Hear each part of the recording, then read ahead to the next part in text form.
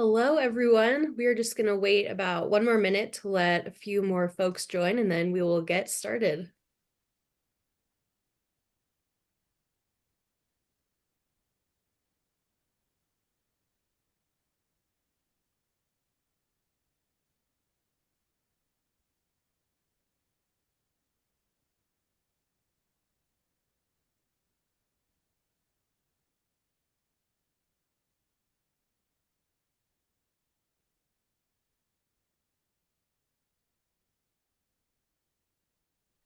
All right. Hello, everyone, and welcome. We are so thrilled that you can join us for today's webinar. We have a lot of great information to share with an incredible speaker. We will have about 10 minutes at the end of this webinar for Q&A, so please drop your questions in the Q&A box at the bottom of the menu bar throughout this webinar, and upvote any questions that you would like to see answered live. This webinar will be recorded and sent out later today. And before we get started, I would love to hand it over to Erin Haas, who is our Director of Member Services at the Pet Sustainability Coalition. Thanks, Kate. Hello, everyone, and welcome. We've got a lot of folks on the call today who are members, so thank you, members, for joining. But we also have quite a few people who are new to the Pet Sustainability Coalition. So I wanted to do just a quick overview of who we are and what we do, so that you can kind of understand better what types of supports we can provide throughout the year. So PSC is a nonprofit membership organization, and we envision a thriving and collaborative pet industry that creates positive impact for the communities and environments where we do business. We advance business through profitable environmental and social practices. So we support members in a couple of different ways, and I'll dive a little deeper into that in just a moment.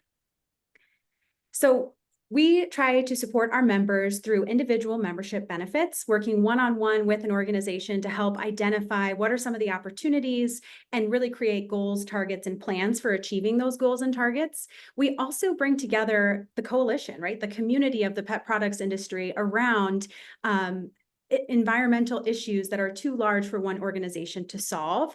On the grander scale, we focus in three key strategic areas: ingredients, packaging, and corporate social responsibility.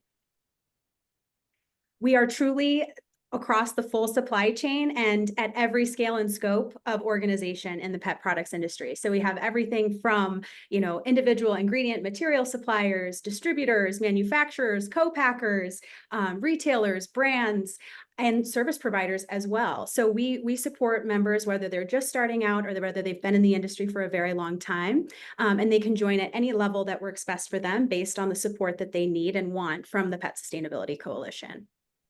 We are also a global coalition. So we support 17 countries and in 42 states.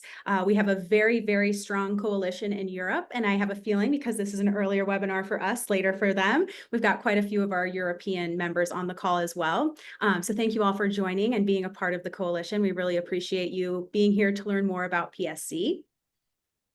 We support members through that individual basis in kind of three stages. So the first step is to measure your impact. So we utilize the SDG Action Manager Assessment, or the Sustainable Development Goals, which was created in partnership with the UN Global Compact and B Lab, who is the organization that supports the B Corp certification. We use that as our baseline assessment, and then create a report and review for our members to help identify what are some of those opportunities and to help them take action towards positive impact within their organization. And then after they're taking that impact, we want to make sure that we celebrate their success.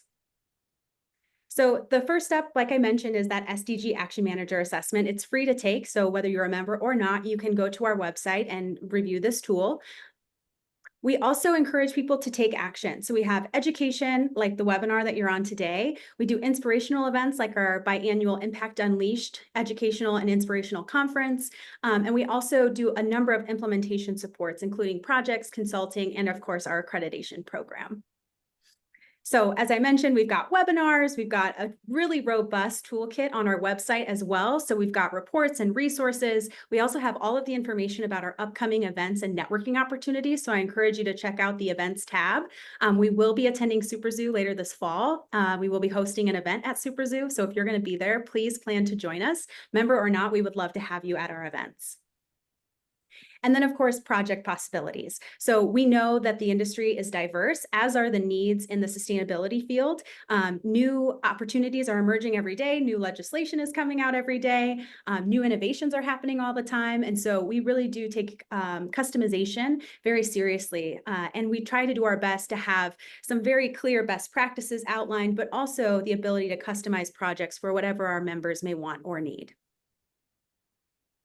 There's two pieces to our organization. So the first piece is membership, and membership is an open model. So anyone, no matter where you are in your sustainability, can join PSC. But our accreditation program is taking things to the next level. So if you want to verify and elevate your sustainable practices in your organization already, I would encourage you to investigate PSC accreditation and consider being a part of that. So you'll use that same SDG Action Manager assessment to verify the measurements and commit to continuous improvement. Once you've met the minimum performance standards, then you'd be able to become an accredited sustainable business through the Pet Sustainability Coalition and utilize our marketing assets, as well as the plethora of other benefits that are available to you. So we publish annual supplier and brand booklets. We also do a number of different opportunities that elevate our accredited organizations in particular. If you're interested in accreditation, please let us know. We'd be happy to talk to you a little bit more about that. And as I mentioned, the difference really is PSC membership is open to anyone and everyone, no matter where you are on your sustainability journey, whether you're just starting out or you are truly a sustainable business from day one. And for those that are kind of on that further end of the spectrum and have been sustainable, we would encourage you to pursue or look into PSC accreditation because it can be a great way to elevate the wonderful work that you're already doing. We have a number of different membership benefits. So everything from education to getting connected and networking with like-minded individuals to help, understand how other businesses are solving challenges, or to help you find new opportunities within your supply chain. We also want to help you accelerate your internal sustainability performance. So we can support you individually in-house with updating how you're doing what you're doing. And then, of course, as you're making those positive improvements, to amplify and get the word out about all the great work that you're doing. So that's basically the overview of PSC. If you would like to learn more, please reach out to Danny Reardon. He is our PSC Development Manager, and I've included his contact details here. Or if you're ready to join today, you can visit our website, petsustainability.org/membership, and check out what those tiers are. Awesome. Thank you so much, Erin. Welcome. All right, now I am thrilled to introduce our amazing speaker, Susie Badaracco. She is the president of Culinary Tides. Culinary Tides is a research firm that specializes in guiding people to successfully navigate emerging trends in food, both human and pet, to ultimately help food industry partners create products that connect with customers. All right, Susie, let's get started. Perfect. Let me go ahead and share my screen. And I'm going to turn my camera off just for a titch. All right, there we are. So welcome to today's talk, and for the fabulous introduction. I'm going to tell you a tiny bit more about what we do and what part of the playground we sit on. So as she said, we help food industry, and it could be pet industry or human industry, navigate trends. The methodology is what sets us apart. So the background of the work is military intelligence and chaos theory. So while there are many forecasters that are fabulous on the playground, we sit on a different part of the playground. So most forecasters you're familiar with, they typically will look at new product launches, either retail or food service, but they usually specialize. They'll look at product sales. So sales, but it's a single source, meaning if one forecaster comes out with a report for certain product sales, they are the only source. It's their numbers. Same thing with consumer surveys. So if they come out with a consumer survey on a topic, it's their survey. It's not, one forecaster doesn't report on another forecaster's work, in other words. We are a little bit different. Since we do chaos analytics, we look at everything and everybody. So we track all the other forecasters. So when we look at new product launches, we're looking at retail and food service. Product sales, we're looking at all sources that are coming in monthly. Consumer surveys, again, multiple sources coming in monthly. And we act as our clients' think tank. So we're engaged with our clients daily and throughout the entire year. We don't generally produce one-off reports or have, we're not a big data house that we have subscriptions to. So in addition to this, we also track behavioral research, competitor intelligence. We track all technologies that are new coming out every day. We look at clinical health research, government regulations for our clients, courier industry, so industries that bump up against the food industry like pharmaceutical, travel. And we're also the only forecaster that tracks all economics daily. So retail, food service, e-com, and consumer, how are they seeing economics and how are they feeling about things? So how do we do that? My background is actually originally criminalistics. So I was a criminalist in California for years. That is my bachelor's degree. So after stepping over dead bodies, I naturally went to culinary school. So my associate's degree is culinary arts and my master's is in human nutrition. So I am a registered dietitian on top of that. And also, how do we look at all of these items? On average, 2 people on my staff, we are looking at and reviewing an average in a 5-day work week. We're looking and reviewing an average of 17,600 research reports or news items a week. Only 2 of us get to do that. It's a lot of work, but it's super fun. So that's how we're able to capture all of this different data, some of which you will see today. So first, before we get into sustainability, we have to look at where consumers' heads at, their behaviors and their drivers. This is my daughter, Piper, and she is holding our very, very wildly obese 26-pound Nibelung named Crumpet. So with consumers, there is an inflation effect. Right now where we are, we're in a stall. It's called an economic stall. So we're not in recession, we're not going forward, so we're kind of stuck. So what happens with the stall is their actions and reactions.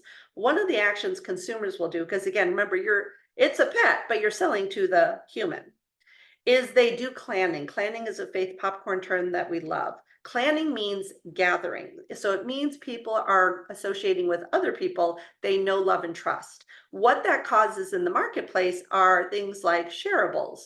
They become very interested in regionalism, or where are the products or the ingredients coming from. They're also wanting to seek alliance, safety, and something that's familiar. All of that is very calming to consumers right now when everything else is in an uproar. Product types, 2 things they will typically abandon, even temporarily, is snacks for themselves or their pet, or fresh food for the pet. Mostly because of extra cost. What they're doing right now is they're paring back what they consider are non-essential items. That's why numbers on those 2 things can drop during this time period. Sustainability, what happens temporarily is numbers start going down. So interest in local and regional go up, but sales numbers like organic, et cetera, start dropping again. It's because they're pulling back on all spending. So what they're looking for is no cost sustainable options. That makes them a hero in their own lives, right? It's sustainable, but it didn't add cost to whatever that product is. Food and beverage, human or pet, usually comfort returns. That is not what's happening at all in human or pet.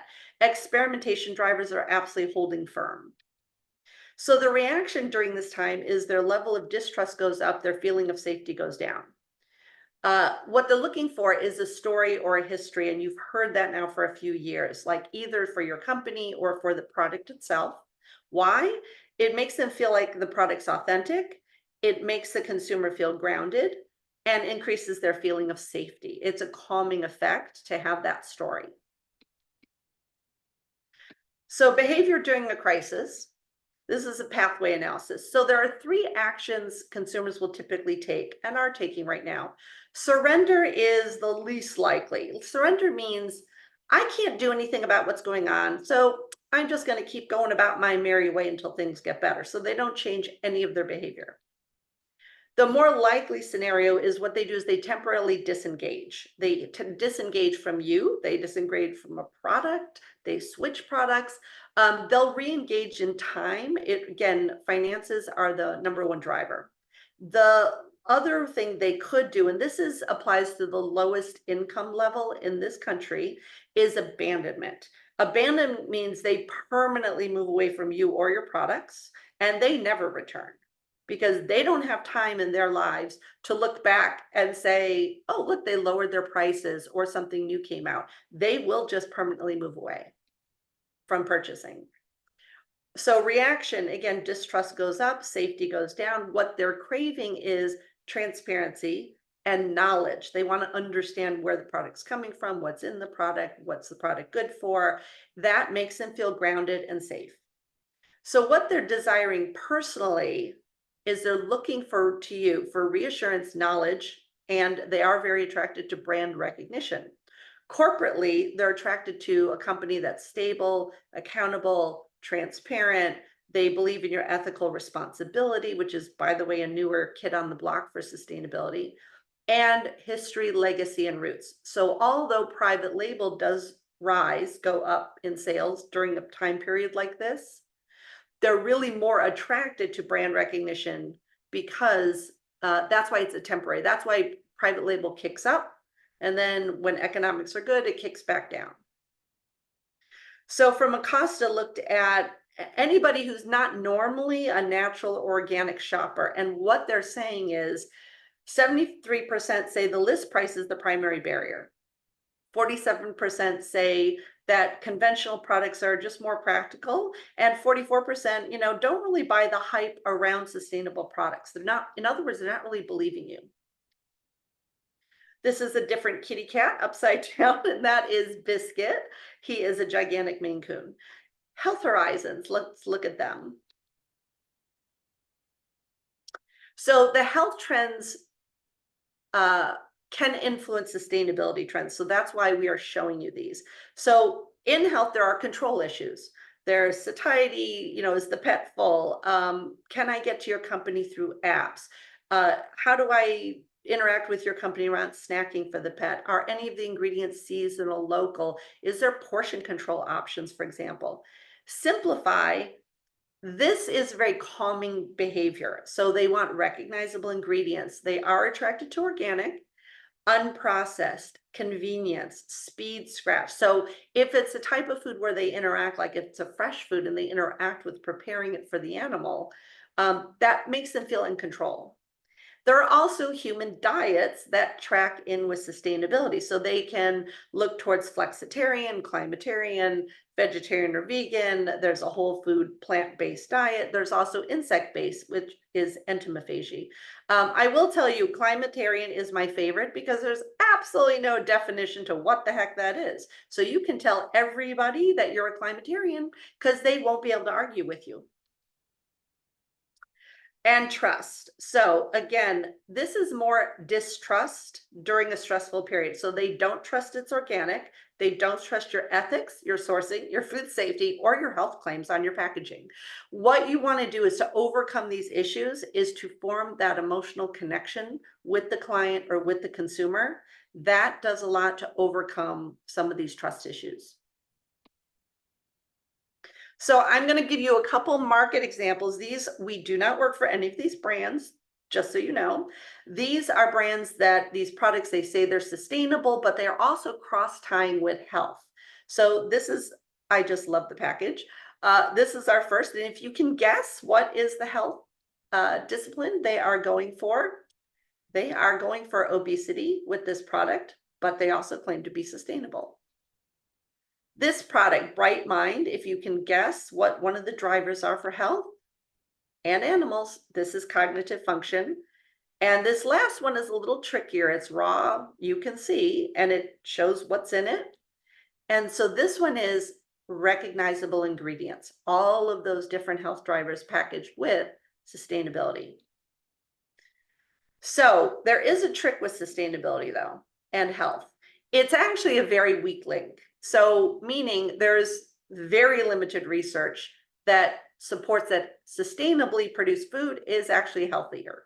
It's absolutely not. There's only one study, and if anyone has a question, I'll talk about it later.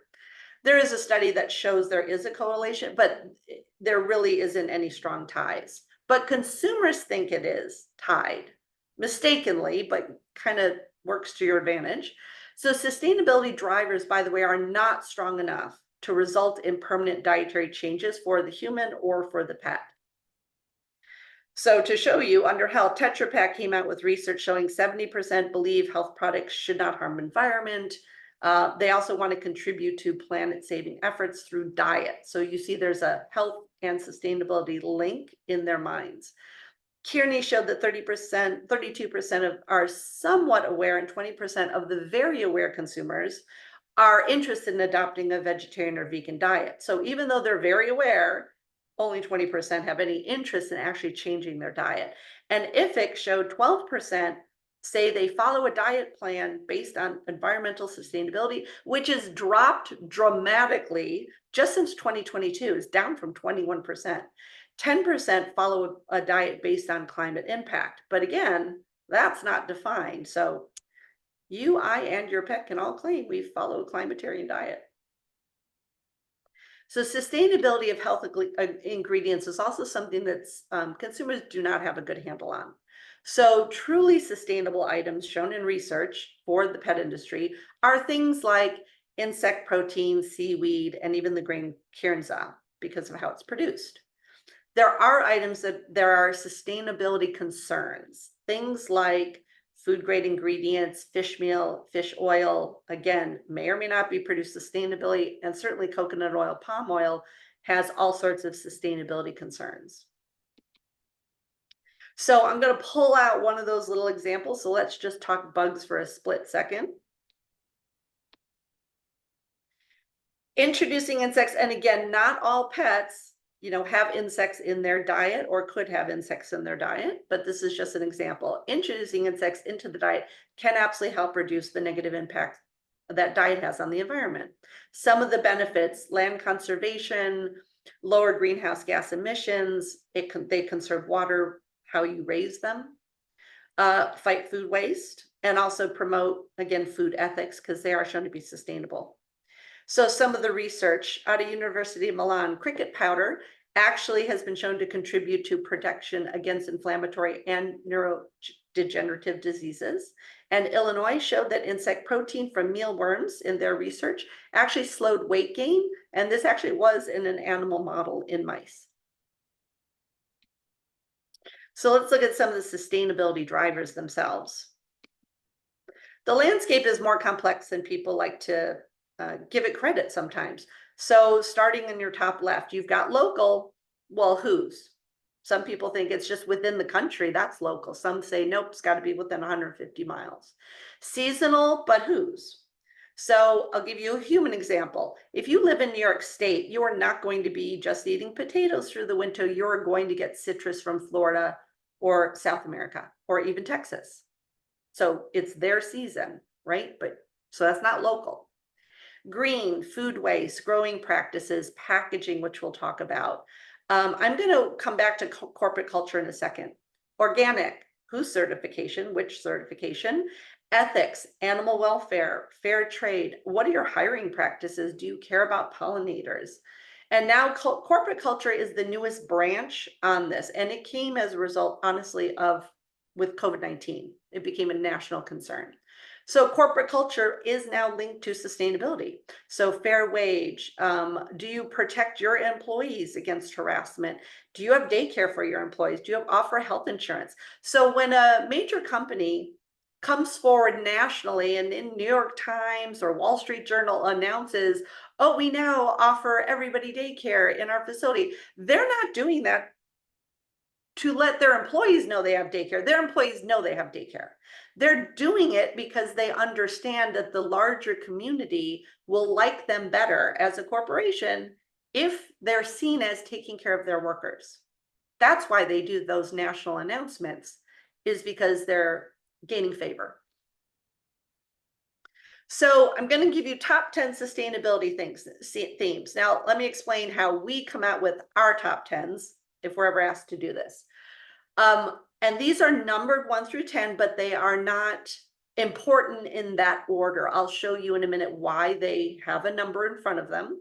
But we choose top 10 anything based on their relevance in research and where they're showing up. So For instance, all 10 have shown up in beverage research, food research, and consumer research. So it could be behavioral research or it could be survey work. This set of numbers, 1, 2, 3, 5, 6, 7, 9, all are a government concern and show up in our government tracking work. This different set all have shown up as new technologies on the block. This subset all have shown up in clinical health research, also health behavioral research. And this last bit, 1, 2, 3, 7, 8, 9, show up in industry research, so retail research. So that's how we come up with the top 10. Instead of it just being our opinion, here's how prevalent it is, how often we come across these terms and their understanding, their usage of them. Okay. So sustainability sales, though, are linked to economic health. That's why if the economics are healthy, which right now they're not, sustainability sales go up. So they're directly proportional. Right now they're dropping because of economic health. That's it's not that the drivers aren't there. The drivers are there for consumers, for sure. It's that they're saving money. And so it's a temporary behavior, this walking away temporarily from some sustainable items that cost more. So back to bugs, for example, around sustainability. This is a great little diagram from Farming's Environmental, a research study, which showed little insects at the top have the lowest greenhouse gases, lowest feed requirement, lowest land required, and also lowest water usage. A different diagram, again, insects down here, just showing just water over producing a pound of beef, whey, lentils, egg, or soy.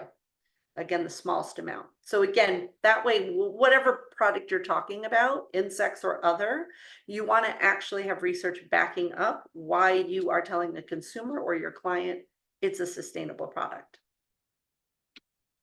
So we produce a yearly trends report with Menu Matters. This is one slide from that massive report, but it's around themes, and we have several themes. One of them is called inclusive sustainability. So I wanted to share this slide with you. So the significance is sustainability, the borders have moved beyond just environmental concern. Now it's embracing, like I said, workers, their lifestyle, psychological sustainability. So as that strain rises, the financial strain, sustainability, that's why it becomes expendable if there's a price attached. So what you want to do is empower consumers to buy your products and let them take control of sustainability in their lives. So what we have on the right side is what we call poster children. Poster children are not trends. They are a product of a trend. So they are poster children to sustainability. But things like conscious consumption, these are all different things we're showing up that consumers are practicing or attracted to. Water reduction, plant forward. So that's not plant protein, it's just plant forward, more plants in the diet as natural plants. Reducing food waste, seasonal items, regenerative agriculture, looking at less packaging or upcycled ingredients or shareable things. That's so larger packs of pet food, which saves them money. This is my gigantic crumpet who's 26 pounds. This is him as a baby, and we titled this picture, Bow Chicka Meow Meow. He still sleeps like that. It's not nearly as adorable now, though, that he's so big. Sustainability ignorance. Let me pull this whole slide up. The way this slide works is the green on the right is your pieces of data.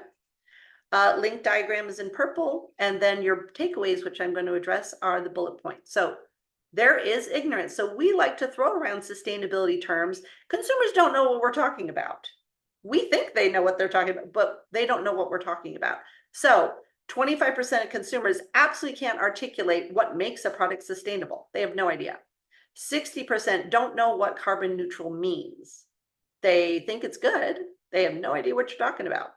58% couldn't identify a renewable source when they were handed a mixed list of sustainable and or renewable and non-renewable items. 58% couldn't pick out which ones were renewable.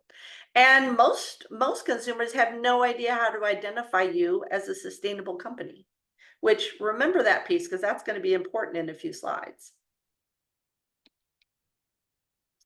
So when we think about the educated consumer, they're not as educated as you might think. So a common belief around consumers who say they're educated around sustainability, they believe all wild fish that are caught are more sustainable than farmed. The reality is responsible aquaculture actually can have a better impact. They also may believe all insects enable a circular agriculture, but actually that's also not true. It depends on what the insects are fed. And so you have to look at that. If you're buying that as an ingredient, you need to ask these questions. So the educated consumer is aware of greenwashing and they are very sensitive to it. And more watchdog groups are showing up that will call out greenwashing, which brings us to greenwashing versus green hushing. The Colony came out with a great definition, and so we use it. So green hushing is also known as secret sustainability. It's when a company completely opts out of publicizing its environmental accomplishments.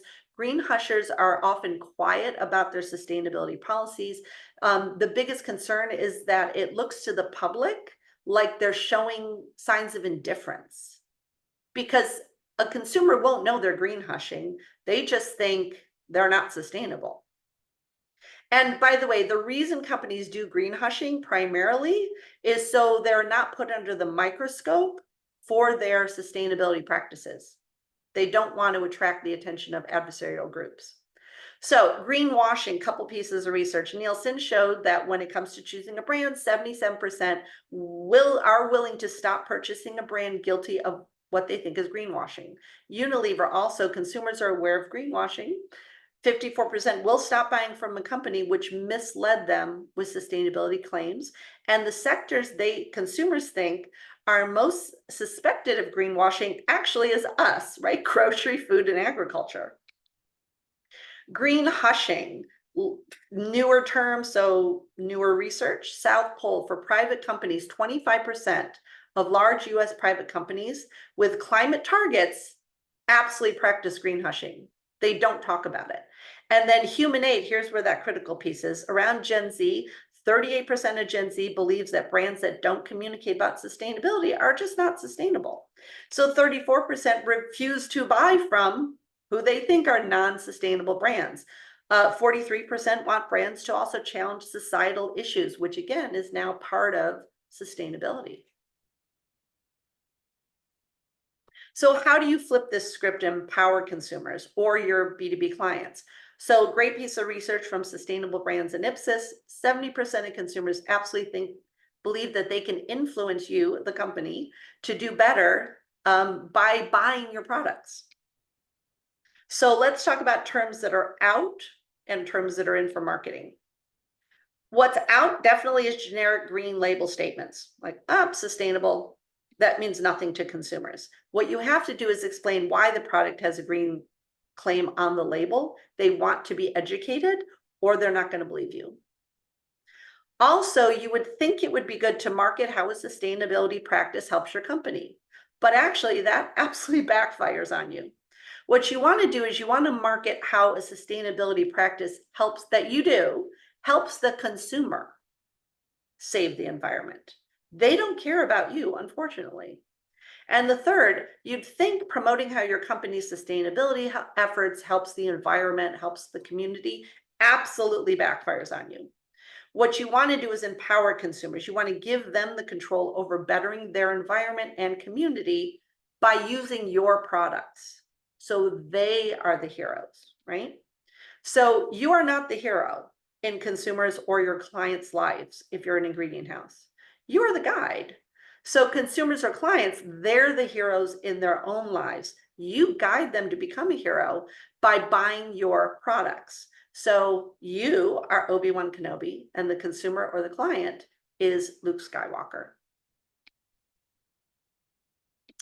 Also fabulous research showing that corporate sustainability practices actually lengthens a corporate life cycle, or how long a corporation lives. So this is out of Corporate Knights 2021 research. So what they did was they looked at the global 100 companies who were the top sustainability companies versus everybody else. And what they found was There's a 10% difference with sustainability companies earning more money. Also, they have a much higher percentage of revenues earned from products or services, and they last a lot longer. That corporation on average lasts about 74 years, whereas the life of another company is much shorter. So the adoption of sustainability practices actually can show that it has far-reaching corporate benefits that you're not thinking about, right? Holistically, there's longevity, there's financial success. Just because you are a sustainable corporation, you have sustainability practices. Packaging, that is not my cat, but my cat has done that before. So the packaging forecast that, again, can tie into sustainability. So for safety, issues around packaging such as, is it temperature controlled, pathogen inhibitions, is there antimicrobial benefits to this package, anti-counterfeiting within the package. Package forms, again, human or animal, is it car friendly? Even textured pattern, that's what's attractive right now for this year and next year for packaging. Even organic shapes of packages are showing up. Grab and go. These are all the predicted colors for 24 and then going into 25 for package forms. And now you've got sustainability tie-ins. So do you have recycled content? Is it minimal packaging? Is it degradable underwater? Is it reusable, compostable? All of these things I would recommend bragging about if you're not already doing that. And then some of the drivers, again, you can't ask the cat, so you have to ask the human, what are the drivers? So Harris poll showed 69% said sustainability packaging or sustainable packaging increases enjoyment of a snack. So think about that. The consumer eating a snack, 69% said just because the packaging is sustainable, increase their level of enjoyment of that snack. So you can imagine they may feel the pet also enjoys the snack more, although you can't ask the pet. Pico came out with research showing recyclability is the top attribute influencing shoppers, 56%, and they're also very keen on looking at the type of material. And last, Trivium came out with research showing 82% say they will pay higher prices for products sold in sustainable packaging. And their biggest obstacle to sustainable shopping is unclear labeling on the package. What that means is they can't recognize if the product is sustainable or not. So because of the labeling, they're confused whether an item is sustainable or not. And let's talk about the elephant in the room, e-commerce. So e-commerce right now generates more packaging, more non-recyclable plastic, and more shipping, so a higher carbon footprint. So right now, sustainability has an inverse relationship to e-commerce, and consumer research is showing they understand this. That's why some companies that ship offer, shipping later. That may save money, it may save on carbon footprint, and consumers are on board with this. So Carnegie Mellon found that grocery delivery is found to be less sustainable than in-store shopping. That was not hard to make that finding. Tetra Pak, 80% say companies should be obliged to help with recycling or reuse of the packaging. And Hartman say 63% say it's important that packaging be recyclable. 54% want it to be biodegradable, 47% want compostable packaging. They say it's important to them. So creating the future. This is also from that larger report, and you are welcome to have the slides. So this is called a navigation table. It's a military version of foresights. It's what we use because of my background. So how you read this table, at the top is your aha moment. This is your parental trend. This is your primary above everything else trend. This one is sustainability drivers remain, participation wanes. This will flip back once the economy improves, but right now, so no, the drivers are strong. They may not purchase though temporarily because of finances. And then we never just tell you, here's the trend, good luck. So we navigate you. So navigation is next. Forecast down below. Breaking waves is this parental trend. What will its behavior be 6 months out? And Blue Ocean is 2 years out. So all of our clients, we push them, we keep them 2 years out ahead of all their trends at all times. So that's why there's a Blue Ocean for you.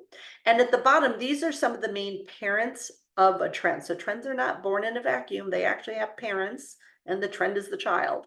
So right now, inflation, US political unrest, international and military conflict are three of your largest parents influencing trends. So we track their behavior against the parental trend, because as the parents shift and change their behavior, so will the trend, which is the kid up at the top. So final thoughts. And by the way, this is a guinea pig. Someone couldn't recognize what that is. It's my guinea pig. And this is actually a little daisy pig. So final thoughts. Know the birth and life cycle of a trend prior to deciding to enter it, so you can foretell how to navigate it. Neither love nor hate a trend. Emotions will fog a trend's true pattern, and you may be blindsided when it shifts. And I promise they always shift.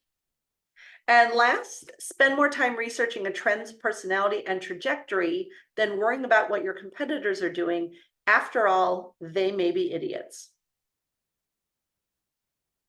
Thank you. And again, feel free to contact after this with any questions, and happy to also share the slides. And I'm going to turn my camera back on. There we go. Great. Thank you, Susie. That was a lot of really awesome information, and a lot to navigate with balancing the trends with green hushing, with greenwashing, and ultimately what should your company do, whether you're a brand or a supplier, how do you market, how do you get all of this information out there. So we have a couple questions in the chat, but I'll also open this up. If you have any questions, please put them in the Q&A. We have about 15-ish minutes for Q&A.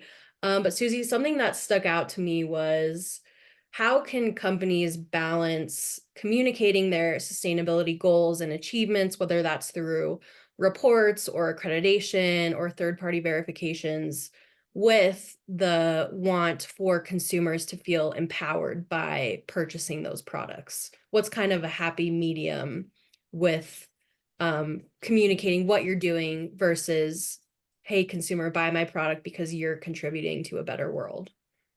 Oh, so it's being a non-salesman, actually. So for instance, as I said in one of the slides, so absolutely brag about whatever sustainability things you're doing. Number one, because the drivers are huge, consumers want that. But the way you position it is, you're offering this product that's sustainable, and you're guiding the consumer to, by purchasing your product, which is sustainable, you, the consumer, are bettering your life. You, the consumer, are saving the planet. You, the consumer, are giving your pet more sustainable food for their diet. Do you know what I mean? So you're acting as the guide. You're offering this product. Here's all the attributes. And then, so by being the guide, that's how you're selling the product. You're not taking claim. You're not trying to be the hero. You're empowering that consumer to be the hero. Thank you. All right, question in the chat regarding selling to B2B customers. So Lisa's saying, the brands I'm working with are trying to source better because of their values. They believe it's the right thing to do, but I want them to get credit for their impact. Are sustainable products an easier sell to B2B consumers at this point, like retailers, for example, than to consumers? No, because they're just consumers. Do you know what I mean? So they may have the same ignorances that every other consumer has. Just because they're within the industry, it does not mean they're any more educated on sustainability than anybody else. So you think of that's why on the side, you think of the B2B client that you're trying to sell to, you are making them the hero. You're not selling directly to consumers, let's say, you're selling to a B2B client, you're making them the hero. So by that retailer, let's say, buying your product, that retailer becomes the hero in their corporation. And so you use the exact same communication, the exact same strategy with B2B clients as you would if you were selling directly to consumers. There's no difference. Thank you. Another question in the chat. Do you expect that a carbon footprint measure per product will become mandatory to put on the label of pet food? Only when they decide what that actually means. There's not a single definition yet, and there's no way to test it. That's your problem. So that would be lovely, but let me give you a parallel. FDA has never been able to define healthy, ever. Every 5 years, they're like, we're going to define healthy. They never do. Carbon footprint could be equally difficult, because how is that going to be measured? Who's going to take responsibility to test you on it? One of the organizations has to then take responsibility to test corporations if they put that kind of a legislation out there. They don't have the oversight to do that, and they don't have a good definition yet. Absolutely. Another question, are there any studies available to show which claims show on packaging trigger more purchases?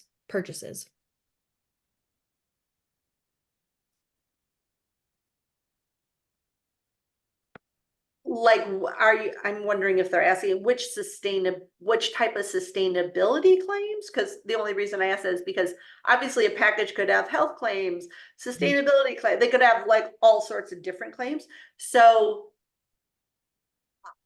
let's assume you're asking sustainability claims. So the answer is sort of yes. The answer is the label that will win. Let's say you have two products on the shelf next to each other. One of the labels says produce sustainably. Perfectly simple. But the other label on the other product says, I'm just going to make this up. This product saves 5 million gallons of water a year because of X. That second label will win every time for consumers, because they understand why it's sustainable, and that's what's attractive. The first label is like produce sustainably, they don't believe that. They have no idea what you're talking about. But if it simply spells out what exactly is sustainable, like grown locally, that's all they need to know. That to them is, oh, so that's less miles, so that's more sustainable. So you have to explain on the package why it's sustainable. That's what makes that more attractive to a consumer and increase their trust for your company. And going off of that, is there any difference in how consumers value sustainability when it comes to the sustainability of the ingredients of that product versus the sustainability of the packaging? So is there one that is more attractive to a consumer? No, they want all of it. In fact, if let's say your packaging is sustainable, but the ingredients aren't, that will be very confusing to them. That will actually lead to distrust.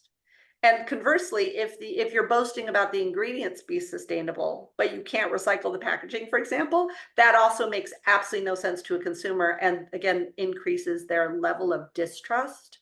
So they want it all, and they don't understand why they can't have it all, because they don't understand the nuances with all of this, right? They're like, of course it should be everything. So one does not weigh heavy over the other, but they are actively looking for both within any product. Yeah, that makes sense.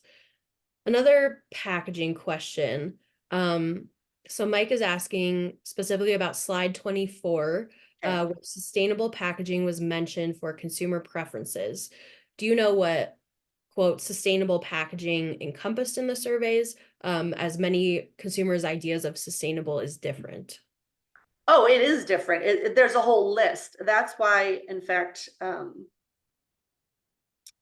trying, let me put this succinctly. So consumers understand that packaging can be sustainable in different ways. So some could be degrades with water, that's sustainable. Some could be, oh, you can compost it. Some, I can just recycle it. Some think, well, I can reseal it, which is actually like a closure, right? I'm resealing. That to them is sustainable. So there's research shows there's multiple things that different consumers consider sustainable. The top one that is recognizable is recyclability. That every consumer gets, like, because millennials were the first to be kind of born into, oh, we're all recycling now at our curbside. They're the first to be born. That's the generation that was first born into it. Xers, boomers, that was a new behavior we had to adopt, right? But the younger generations already know it. So recyclability is the most recognized, but then it goes down the list. Like I said, carbon footprint, most consumers don't know what you're talking about. They think it's good. They know it's a good, they don't know what you're talking about. So there's kind of a hierarchy of terms on labeling or with packaging that consumers know everything about and know nothing about. That's why we collect all different research to kind of tease out which ones are the easiest to communicate that consumers will understand, and those that they don't know what, they know the word maybe, but they don't know what you're talking about. They can't define some terms that we like to throw out there as manufacturers. I think that's a great segue for another question around regeneratively sourced. I would guess that that is a term that consumers are also not totally Yeah. aware of. Yeah, some consumers have never even heard the term, like regenerative agriculture. They've never even heard the term. Mhm. And if they have heard the term, it's a newer term to the playground for them. So they may have heard it. It sounds good, but they have no idea what it is, or they don't know how you're doing it. So they don't believe you anyways. So there's a catch-22 with that. If they don't understand, well, how is it regenerative? What about it is? Like, we don't understand. They're going to take it with a grain of salt. Absolutely. So in those cases where more companies are becoming interested in pursuing regenerative ag and communicating this, do you see that companies have more success with their consumers when they are really pushing more awareness and education campaigns? 100%. Like, that's what consumers, drivers for sustainability is really high. And with that, the desire to understand sustainability is also very high. You just have to, so whether you do that on your website, because obviously a package, there's only so much space. But if there's somewhere on your website, they can easily get to that information with a QR code on the back, something. And then you want to put it in simple terms. You really want to communicate it at about an 8th grade level, 6th to 8th grade level. Very simple terms. In other words, they have to understand what you're talking about in less than 30 seconds. Otherwise, you're going to lose them. Absolutely. The simpler, the better. The simpler, the better. And it goes a long way to increasing trust, increasing loyalty to a company that you've done that for them. Mm-hmm. They will value you. They will even spend more money with you because of that. Yep. Right. Another question in the Q&A. Did I understand the 3 dog food examples of brands you gave earlier were companies trying to sell both sustainability and another trend? An example, the Pro Plan Bright Mind on one label. I don't see any sustainability claims on that product. Are you referring to the brand as a whole trying to claim they're sustainable or something specific on the Bright Mind label? So I believe all 3 of the products on the back of the packaging, they boast either the package is recyclable or they boast something that is sustainable. But all 3 brands, like you said in the second part of your question, also boast sustainability on top of it.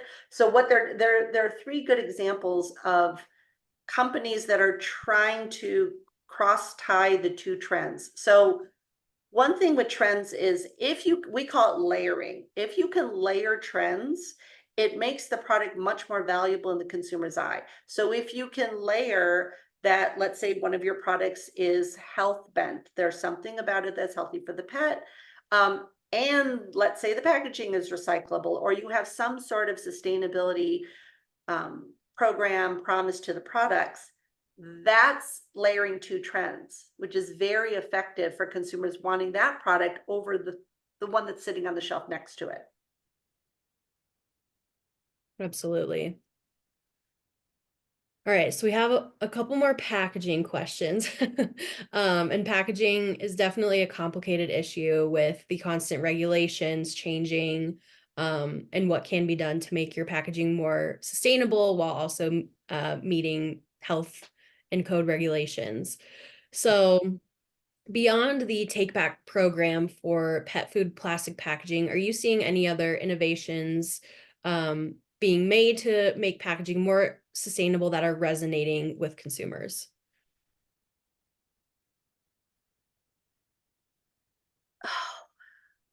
Um, yeah, the Take Back program is a newer kid on the block for consumers to get their heads around that. There are newer things that consumers are paying attention to that 5 years ago, we weren't seeing them pay as much attention to. Things like what is actually the packaging material is very interesting. And it really started more almost in the human area. Like, I'll give you a quick example of something that kind of woke up consumers a couple years back around COVID, was that switch to paper straws, like drinking straws. It's paper. That kind of woke them up a little more to what's the actual packaging.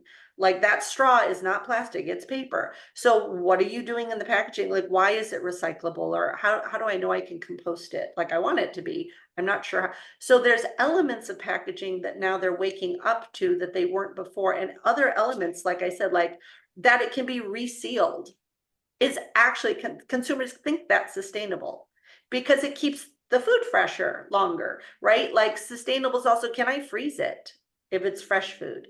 So there's all these elements now, and will that packaging then survive freezing? So there's all these elements now to packaging that consumers are kind of waking up to beyond just programs that are helping them. They want to be able to kind of do it themselves also. That's why, can I recycle it myself? Can I compost it myself?